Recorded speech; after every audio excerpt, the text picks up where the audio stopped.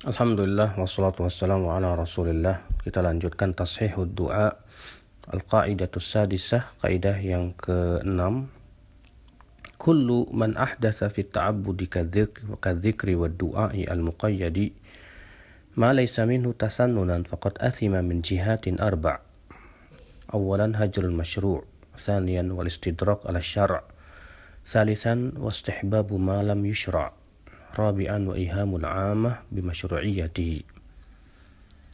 Setiap yang mengada-ngada dalam ibadah seperti zikir, doa yang terikat, apa-apa yang tidak berasal dari syariat ini, lalu kemudian ia anggap sunnah, maka ia telah berdosa dari empat sisi. Yang pertama, ia telah meninggalkan sesuatu yang telah disyariatkan.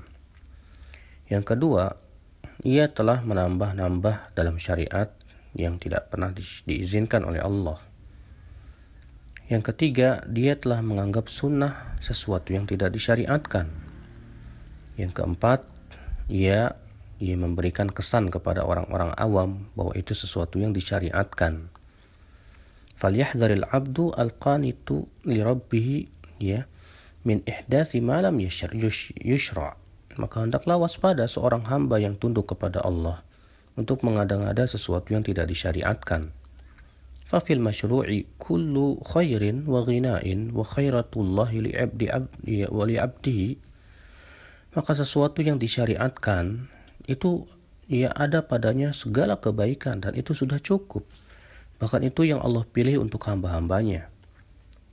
Khairun min ikhtiyaril abdi li nafsih, itu jauh lebih baik daripada pilihan hamba untuk dirinya.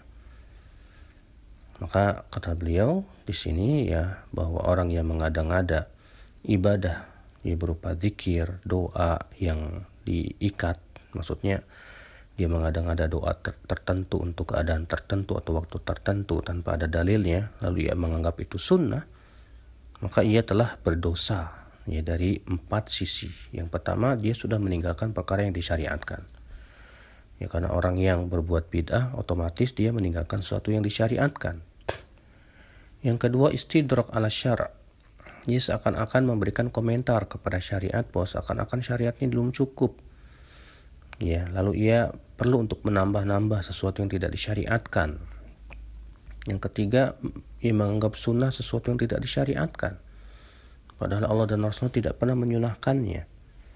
Yang keempat, memberi kesan kepada orang awam bahwa itu disyariatkan, padahal itu tidak disyariatkan. Al-qaidatus sabi'ah, kaidah yang ke-7. Idza wujida al-muqtadi fi zamanin Nabi sallallahu alaihi wasallam wa fuqida al-mani' wa lam yurattib sallallahu alaihi wasallam tashri'an qawlan aw fi'lan fa inna sunnata hiya tarku ta'assiyan.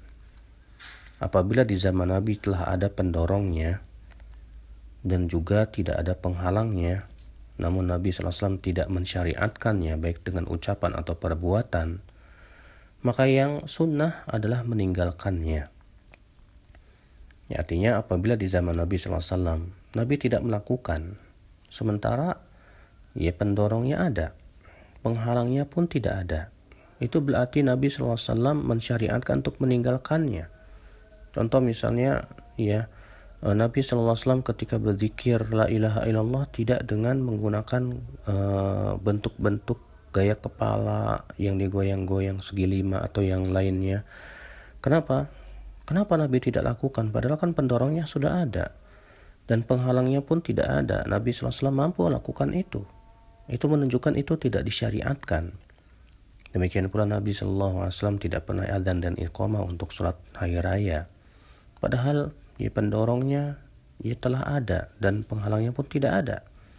Demikian pula perayaan-perayaan seperti Maulid Nabi, Isra Mi'raj dan yang lainnya, Nabi SAW tidak lakukan, padahal pendorongnya ada di zaman Nabi, penghalangnya pun tidak ada. Maka melakukan perbuatan itu termasuk mengada-ngada dalam agama.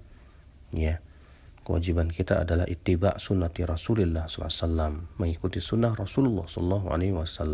Allahu a'lam.